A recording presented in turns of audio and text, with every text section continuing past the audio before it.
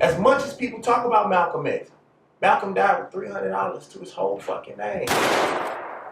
And nobody helped take care of his family.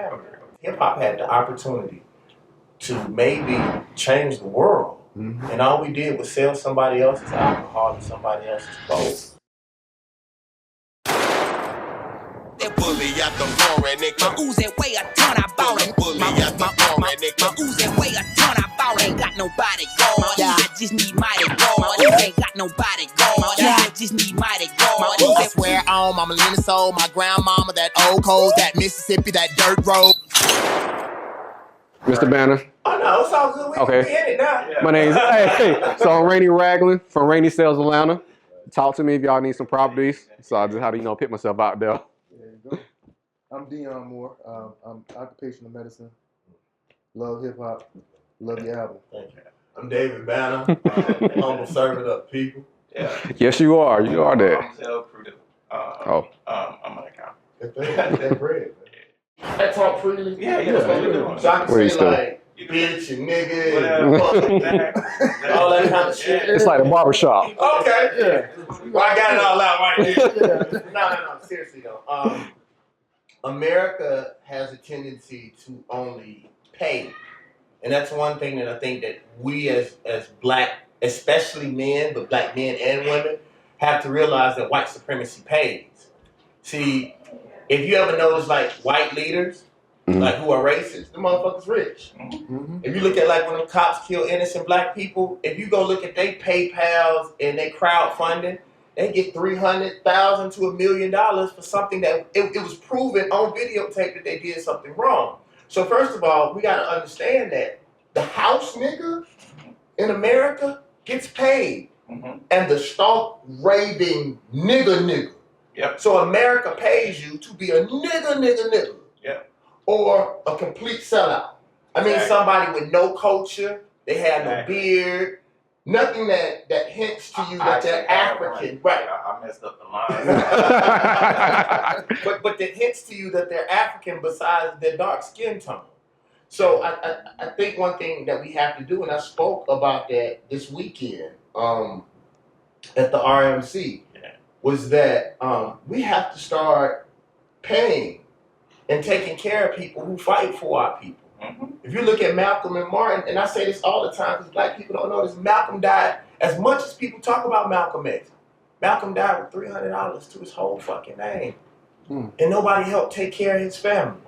Martin Luther King and them wasn't rich. Harry Belafonte and his friends were funding him. Right. So how dare our main leaders die in this bitch broke? Yeah. When white racist leaders, they stay paid. And that's why, paying for your album and actually going out and getting physical copies is important. Because I feel like if you're speaking on behalf of me, it's a debt. You know what I mean? Like, we grew up listening to Nas and Jay-Z, and those guys are prosperous. But those guys don't have the same connection. Not to say that they aren't connected. They don't have the same connection as a David Banner may have. So it's important that we continue to contribute to But see, that's what I mean by that. So show up at the concerts. Right, that feels good. But if you look at a child, and I said that too, I said, shit, I wouldn't want to be David Banner either.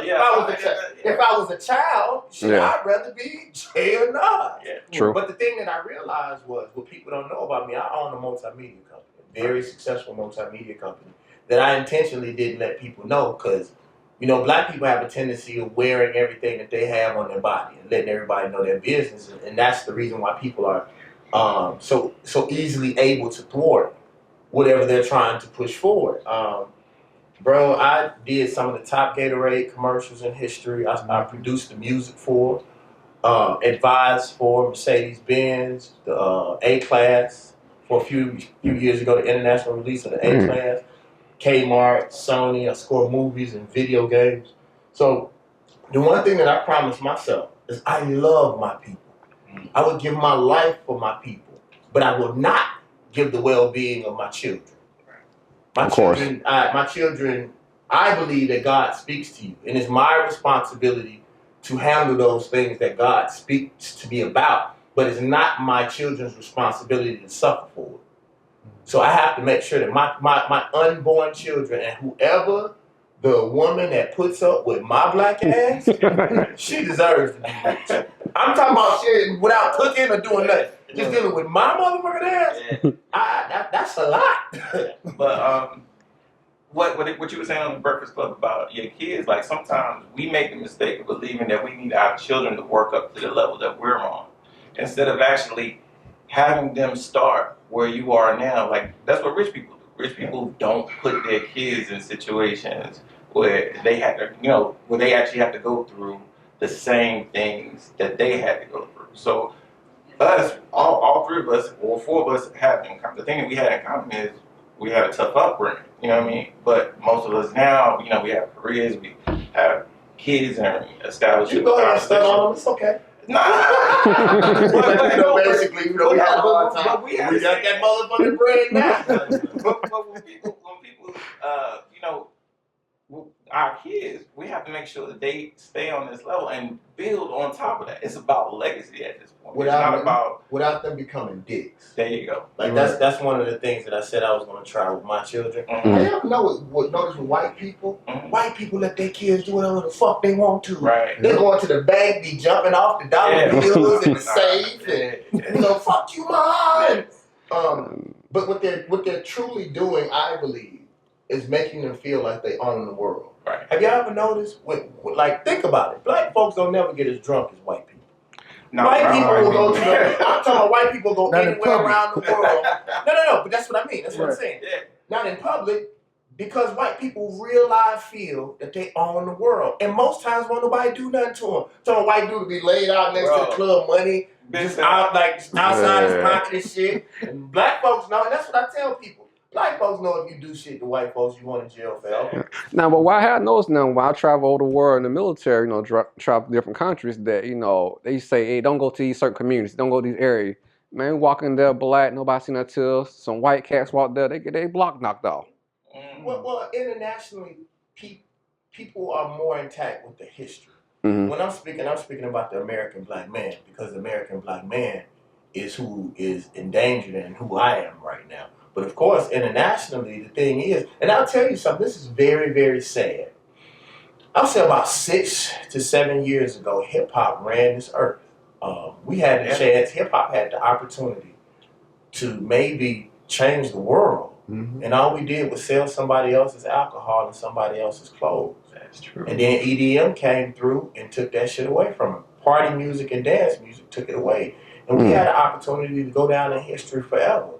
Like, the thing that people know about me is people think because I'm conscious or because I'm outwardly conscious, that I don't like to fuck, or I don't like to have a good time, or I don't like to party. That's not the truth.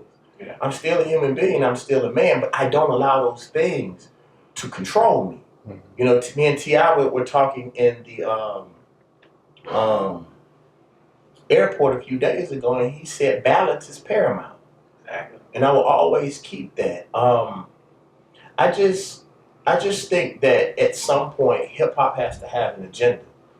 And I mean all of us. If you look at Fox News has an agenda. Yeah. They push it nothing daily. that you can do to throw them off of their agenda. What would you say that agenda would encompass? Because one of the things that I think one of the areas where we suffer is economics, right? So one thing that I kind of, I guess, Rainy will testify to is that I have a familiarity with finance, right? So one of the things I want to teach my son is that, yeah, it's okay to have a nice pair of Jordans, but also, if you go out and buy a pair of Jordans, buy a share of that stock. Because when you own a share of Nike stock, you're now a voter. You can now vote as a proxy vote on Nike. And the more shares of that Nike stock that you have, the more power you have in that company. And that's one of the messages that we have to get out to our people. Like, don't. I mean, of course, the corporations are going to be corporations and you're going to get, whatever it is, but they are in the business of maximizing shareholder wealth. And you're not a shareholder. If you're not a shareholder, they don't care about you. You know how people told us when we were coming up that the customer's always right? Mm-hmm. The shareholder's always right. The only person that corporations care for is the shareholder. And I think you have to get that involved, and you have to get your kids involved early. So if you want Nikes, go get Nikes. but also go buy a share in stock, and I'll set you up. I'll get you an account set up. But that's how we move going forward. True. Also, why not? Why not buy our own shit? Like, that's the thing I don't understand. My ex-girlfriend, I mean, she had to have over $250,000 worth of shoes. Like literally, but she owns a very successful business. She's the first girl I ever dated that had more money than me. And she has the illest last name. And I'm like, why not create your own shit as much money as you make? Like, she got so much money, she don't know what to do with it. Like, Wow. Create your own shoe. See, the thing is, and I say this all the time, and I know my friends get tired of hearing me say this, most black people don't like being black. And some of them don't even know that they don't like being black. Psychological warfare. Anything that's connected with black, a lot of black people, a large percentage of black people think that it's low quality. That was one of the reasons why I spent triple on this album that most people spend on an album, because I wanted it to be quality. I wanted the artwork. I wanted it to feel good to the touch. You understand what I'm saying? I wanted everything, the artwork, everything about this album is artistic, and 60% of everything that has to do with this product, I did through a black business. A young black artist out of New York. Thank you for that. All of this art. You know what I'm saying? Yeah. Just about everything that has to do with this. But the thing is that I learned, and I actually did this on my first album. You were talking about Mississippi, the album. One of the best albums. I knew that a lot of people who were from Mississippi were not too happy with being from Mississippi. So I knew that they wouldn't give a fuck about David Banner. I said I had to first make them be proud of themselves. If they didn't love themselves and where they from, because I had a couple friends who would lie and say they was from New Orleans, you know, said that they was from New York or wherever where they was from. I was like, you fucking lie, we grew up together. You know, but then I stopped being mean and realized that, you know, there's a lot of psychological flaws that are in us, and they affect us at a genetic level. So if you're dark skinned and you're in the South and you're from the South, but not only are you from the South, from Mississippi, I took everything that people said. I actually wrote it down about Mississippi and I turned it on. Oh, so you don't want to be where your grandma from? Wow. True. Fucking parents, your parents cowards. They left and they didn't come back. But we have better food, better air, sexier women. Like all of y'all talk all this stuff about where you from, but every time y'all come down here to college, you never go back home. You get one of them Southern cooking, big South Side chicks, and you don't never ever go home. You know, and the thing is, I started saying stuff like, yeah, you could be from a bigger city, but you don't own nothing on your block. You rent. You're a renter. You're a customer. And that's funny too that you mentioned that in the 444 album. A lot of people got excited about it, but a lot of what Jay was saying, you said it before. Oh yeah. How do you feel about that? Yeah, do you think it's kind of like an add-on, or does it kind of like take away? Well, this is what I feel. I applaud people because a lot of people were saying that about a lot of things, but I don't care who it comes from. That would be me being selfish. I only want my people to learn. But what I will say, I hate to hear this shit that ain't no positive music, ain't no good music in hip hop. You're fucking lie. Most people only want that music from who they want it from. Right. True. You understand what I'm saying? But the thing is, I really don't care as long as our people get the message. That was the thing that I was going to tell you all. And I probably shouldn't say it, but I know the history of my people. I've seen how my people have done other leaders. That's the reason why I tell people that I'm hesitant to be a leader. Because black folks don't do shit. All they gotta do is kill our leaders, and black shit ain't gonna do a motherfucking thing. Name one of our leaders that they did something to that black people did something about it. Well, you got something that's systematic design. So, you know what I'm saying? Think about it, 1960s, you know what I'm saying? We had all these strong black males, all these riots. Now, how many riots we have when somebody die? None. But even within the riots, we did nothing. We only tore our own shit up. Right. If somebody do something to me, I want you to go to their house and find them. I ain't talking about tearing up my neighborhood. Yeah, we need to go to Bucky. I'm talking about going to the places where it actually counts. For me, Malcolm Martin, Tupac, anybody, you name any of our leaders that were murdered, whether white or black, we did nothing about it. So what that tells subliminally tells our children, and I said it in the song A-Mob, you scared to be a king because you watched them kill a king. All Yeah, the good kings point, that Dale. kill. So subliminally, our kids at a genetic level are afraid to be true leaders because they kill our leaders, and black people do nothing about it. But But let me ask you a question more directly. It doesn't. I don't really care who they get it from. You know, I hear sometimes people take what I say, and I don't know if they get it from me or not. Right. They take it and they use it verbatim, and the people are attracted to it. Well, that means I have to do a better job. Well, there's something about me that I have to do better, and that's the problem with most leaders. They don't want to admit. Well, if somebody has their attention, that means that either I need to be more successful. I can't look no better because I look awesome. But what I'm saying is that I really don't care. Whoever can give it to our children. The only thing that I'm afraid of is that when people do the conscious or run the conscious role, and we start following them, if they're truly, and I'm not saying this about any particular rapper, but if they're truly ran by a corporate entity, then you are getting our people to go down. That's how I felt about Obama. Like, we followed this dream, and there was nothing at the end of the road. Just hope. That's it. Just hope. That's all we ever got. And I go to church if I want hope. I'm not going there. I'm not going to get hope from our president. And black people don't know, and there's nothing wrong with this, but Obama gave $12 million to Jewish people for the Holocaust, and America had nothing to do with the Holocaust. So you mean slaves don't mean nothing, and they look just like you? But black people, we get all emotional, and we want to follow who popping. But this is the crazy thing that nobody ever talks about. Everybody that's popping to black people, in most cases, were given to them by corporate entities. We judge people who hot, not by what they've done to us or for us, not even how successful they are. Look at J. Cole. It's not even how successful you are. It's how much white people accept you. It's what makes most black people move, and that's it.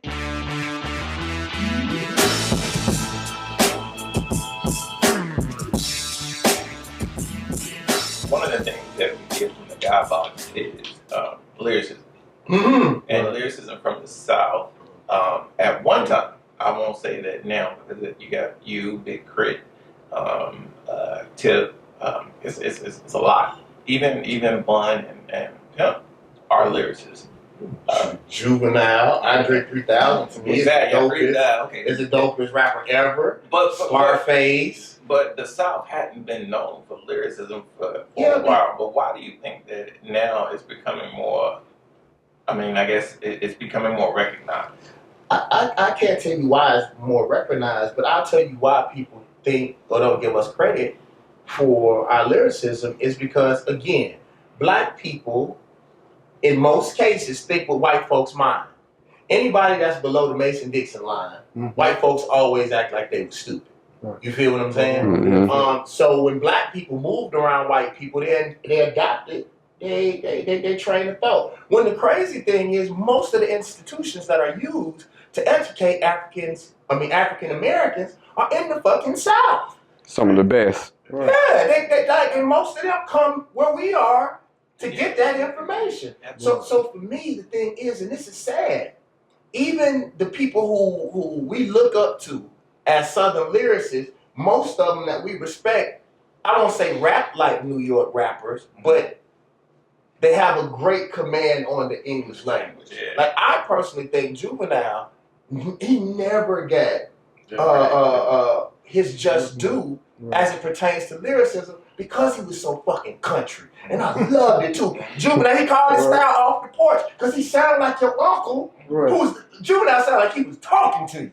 Right. You know, but I'm going to tell you why, and please, y'all, this is the clip that I want y'all to use for me.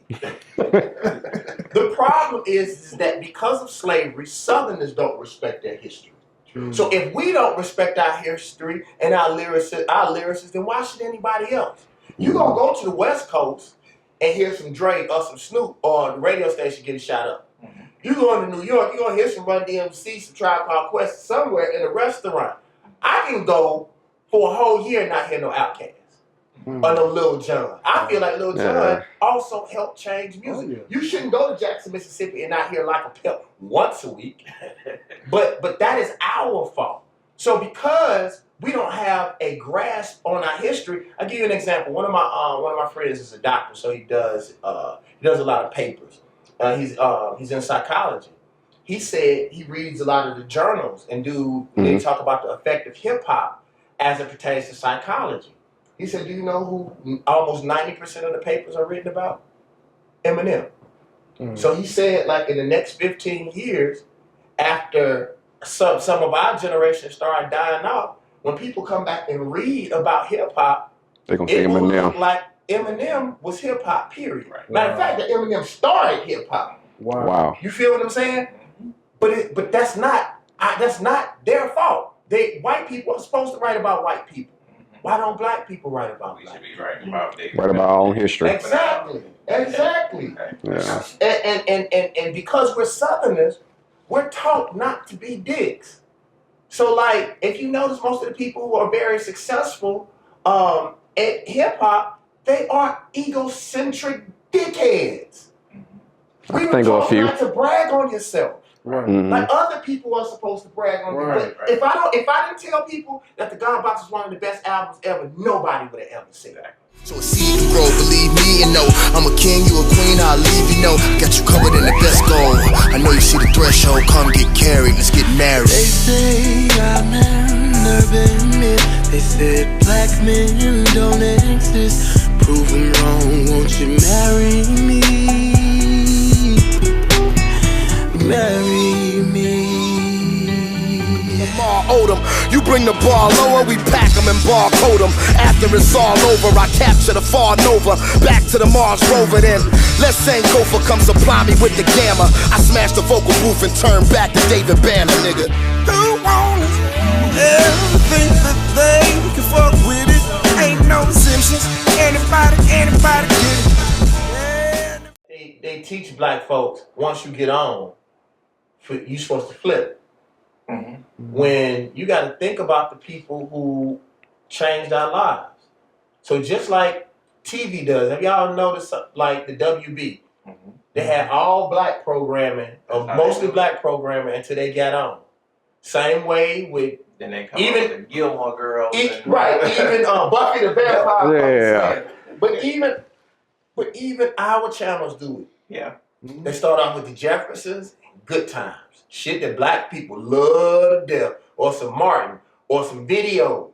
And they use black people and then they turn their backs on them. They won't put out the quality on us. Right. Like they'll take Not even the quality. They'll take like the lowest budget, get and put out something and this what do you call it? Minstrel. Yes. Minstrel. But you are right about that. But I'm not even talking about the quality. They will use black people because they That's know the we will give our yeah. constituency Yeah. for free. We got to stop doing it. Yeah. We got to stop calling ourselves Democrats and Republicans. Right. Man, we can't be shit before our people. And whoever doing it, Democrat, Republican, Tea Party, well, alien, whoever the fuck is doing for black people are the people who we have to deal with at the time that they doing it. Because Democrats don't give a fuck because they know we going to go with them automatically. Right. And Republicans don't give a fuck because they know that we always going to go with Democrats. I think Chris Rock said it the best. He said, I'm not a Democrat or a Republican, I'm a thinker. Right. Pitch to me. Right. And I'll make the decision Exactly. at the time that I hear you do the right choices shit. right now in politics is so terrible. Right. You know what I mean? Like, But that's the reason we got to promote our own people. We gonna vote for like we're not putting out. We have. I guess the best way to address that issue is to start at a grassroots level. You know what I'm saying? Like start with the city councils and the school boards, and then grow into the governorships. But you got to change their way of thinking. The way of thinking controls everything because you can have all this stuff, this storefront you're talking about of positive people, but if the thinking looks at them as you just like me, you sitting on the couch like me, you ain't gonna go nowhere. Just negativity, it'll never change. So it takes, talks like this, going around the country to whoever, Facebook posts, whatever, just something positive. Say black people. It's a psychological, it's kind of like what you're saying. It's kind of like mental illness. Right. In exactly. a way. It is a like mental being illness. black is like a mental illness. In that we have this thing that was Black American, this thing that's embedded in us that our DNA is like slavery. You know what I mean? And it's still affecting us today. Like I said in the beginning, we're the first generation that were born with all our rights. but we also have to realize that I watch a lot of cartoons. There's this movie and this great book that's called The Lion, the Witch, and the Wardrobe. And when the witch had caught the lion and she killed the lion and the lion came back to life, she was like, you know, how did you do that? I read the book and the book said you was going to die. He said, well, I existed before the book. I existed in all darkness. I believe that black folks are the direct descendants of God. Right. So that's also in our DNA. You know what I'm saying? Like to be honest with you, bro, once I start eating and thinking and treating myself right, everything that I wanted came to me. Like, there used to be a time that I would have chased y'all in order to get this interview. I don't do many interviews anymore at all. Right. Like, people come to me, come to my door, and like, we want what you have. But I'll say this though, man. It's all of our fault though, because from the websites, anything. Think about anything that usually has the word hip hop connected to it. They don't do anything to build hip hop or the hip hop artists. Scandal. It's always the most negative thing that you can do or talk about. Like, I give you an example. Looking for the clicks. Chris Brown, whoever, name any artist that you want to. Where can they go to tell their side of the story? Whether it's good or bad. Like, that's something I was thinking about creating a television show where I'm not saying that I'm always going to side with my people, but you at least can come here and have a conversation. Mike Vick, whatever happened to you, you can come here and not judgment and not be judged. Right. So even if you are guilty of what it is that you can, we can talk it out. Right. And so why you make that decision? Right. And we can, you can tell your side when reality TV shows have become very famous. So what they're doing is, while they're militarizing our local police forces, what happens is the UN, I believe, is one of the few things that America halfway respects. But if we're broadcasting ourselves and they're broadcasting us as just worthless ass niggas who don't do nothing but kill and fuck, well, when they pull these tanks out on us and they do whatever horrible thing they're gonna do, they'll just say, well, they wasn't nothing but niggas. And most of us will say, well, we ain't nothing but niggas. Because I want y'all to think about one thing, and this don't much scare me, but this does. I asked a question on Twitter about 2 weeks ago. I said, what happens to the lie when all the people who know the truth die? I'm asking. The truth. It becomes the truth. Come true. Look at Eli. So in saying that, if they have almost convinced our children that we niggas, they have almost convinced our children that there is no racism. Right. They almost, not totally. So once our generation died, and you know our grandparents already dying off, like that real generation of real knowledge and teaching us some type of virtue. Because I don't know if you saw the RMC, but I think the most powerful thing that I said was I apologize to the next generation for telling them money over everything. Yeah. We taught our kids money over everything, and now we criticize them for going to get the bag. Because even think about our kids. Think about when you have a house sellout nigga, right? Right. And then we find out he's a house sellout nigga. What's the first thing the kids say? Well, you got that money though. Yeah, you got that bread. Right. I'd rather be him. Real wealth is, and I know I don't want to take up too much more of your time, but and we do appreciate you sitting with us and talking about this. But real wealth is not the bag. Real wealth is the time. The time to be able to stand on stage and tell people, hey, the bag ain't what's gonna get you get you to glory. Like, the bag is gonna get you a new pair of sneakers. It's gonna get you a nice house and a car, but it ain't gonna give you the time, because you're gonna be chasing that bag all your life, and next thing you know, you'll be dead. And all you'll have to show for it was the bag. You know what I'm saying? I agree, but the only twist that I would put in it, you're right. But you have to understand there's some children who can't eat. Right, that's true. And whenever you're dealing on the base level, whenever you're thinking with your lower self, it's always going to be about survival, eating, right, procreating. I'm talking about just the most bare, ratchet ass needs. I have to say in that, how can you tell a kid to dream when they don't have a bed to sleep in? Like, you're definitely right. Yeah, you're right. I even give you another example. my mentor is probably one of the best well-to-do men in Atlanta. One of the first things he taught me is that the David Banner that you were can only get you this far. And that was something I couldn't understand. If I was so successful and I became a millionaire with doing this, I would think that if you keep doing that, you'll make more money. He's like, no. What he was telling me is that all I did was grind and hustle. And I worked 18, 19 hours a day. I barely slept. He said, okay. He said, but in order for you to become like me, you have to learn to be still. Mm. Now, being still, ain't none of us. I don't know, y'all may have some great, ain't nobody ever told me that shit before. And as soon as I became still, because think about this, the people who are billionaire and trillionaires, they pull things from the unseen. They create things that have never been seen before. And you can't come up with that shit moving, out on the street driving. You gotta sit your ass still and be in communion with God. I'm talking about no family, no noise, no music, no television. You have to be still. And that's similar to that. I would have never been able to get to the point where it was time for me to be still if I couldn't eat. You know what I'm saying? So that's the reason why, you know, sometimes people criticize me about the way that I talk about success. But I know how these children are fucking hungry. I get these it. children I definitely won't. do. You know, I mean, that's the part that's the part that I probably should reconnect with it. But yeah, you're absolutely right. Because I'll give you this. I'm gonna give you this real quick. Do you know the real reason why the Black Panthers were so successful? They fed the children. They started their welfare program, the They WIC. started the school lunch program. Yeah. They fed them and they took care of them. Right. The after-school program, and mainly them feeding the children. So the parents are come there, you know what I'm saying? Everybody got involved. You seen the good they were doing. So now we can go and handle the rest of this shit. It's just like education in the ghetto. These kids hungry as fuck. And if they ain't hungry, they are annihilators and sugar and all the rest of the stuff that they put in this food. How you gonna expect them to sit down and be still? You just gave them sugar and salt. Right.